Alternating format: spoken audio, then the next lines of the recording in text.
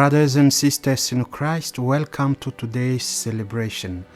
I'm Father Michel Manga, a Divine Word missionary. Today's theme is the call to witness.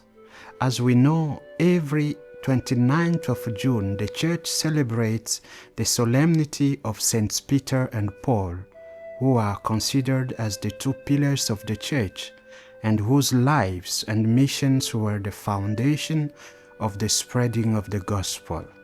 In fact, although Saints Peter and Paul were different in personality, background, and approach in mission, they were united in their love for Christ and their unshakable commitment to proclaim Jesus' name to the ends of the earth. Beloved in Christ, celebrating Peter and Paul today is a reminder of the diversity and unity within the Church, as well as the recognition of the power of God's grace to transform and use us for His glory. Peter, a fisherman from Galilee, was called by Jesus to be the leader of the apostles. Despite his moments of weakness, especially his denial of Jesus, Peter was made by the same Lord, the rock, the foundation of His Church.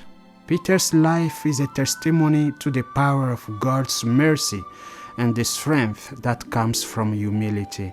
Thus, we can say that Peter has learned to rely not on his own strength, but on the grace of God.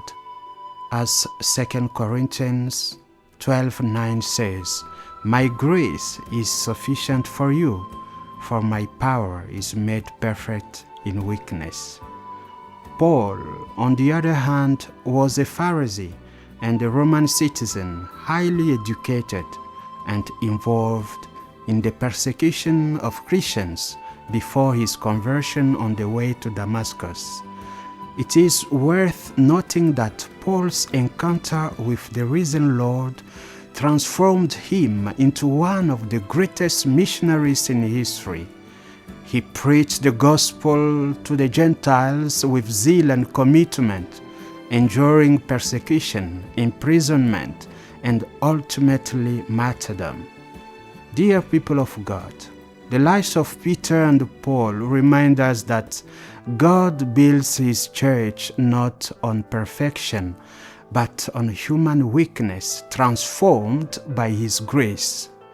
The Church today continues to be built on the lives of ordinary men and women who allow God's grace to work through them, committing themselves to the service of God's people. Both Peter and Paul gave their lives for Christ, sealing their witness with their blood. This solemnity invites us to reflect on our own call to be witnesses of Christ.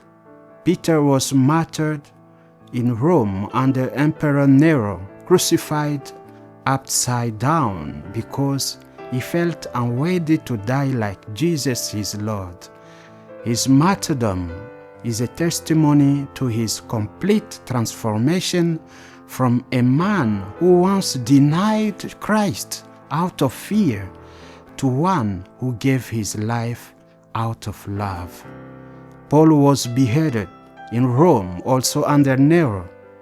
Until his last breath, Paul proclaimed the gospel with courage, writing to Timothy, "I have fought the good fight.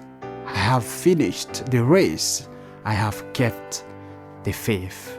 2 Timothy 4:7. Beloved in Christ, as we honor Saints Peter and Paul today, let us be inspired by their lives.